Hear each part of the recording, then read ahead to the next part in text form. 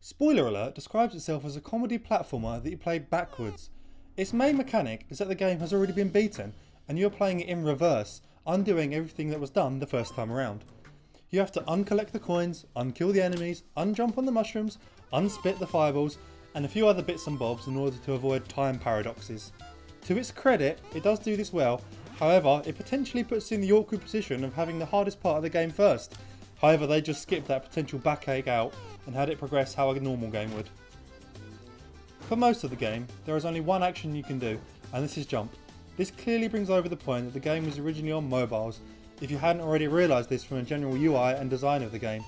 This essentially means the gameplay is down to timing, making sure you jump when you're supposed to, as you can't control anything else.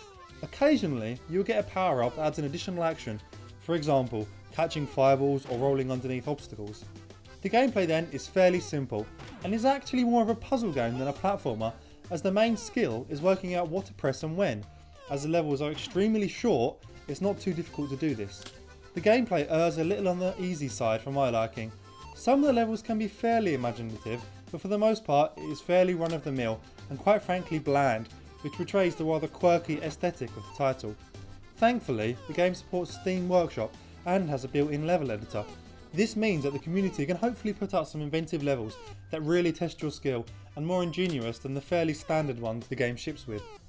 There are 3 worlds, each containing 30 levels, as well as a bonus world and a few extras. This is a little on the short side for me, but as the game only costs $3.99 and encourages repeat playthroughs to perfect each level, if the game can build a good community of level builders and modders, it may be worth it.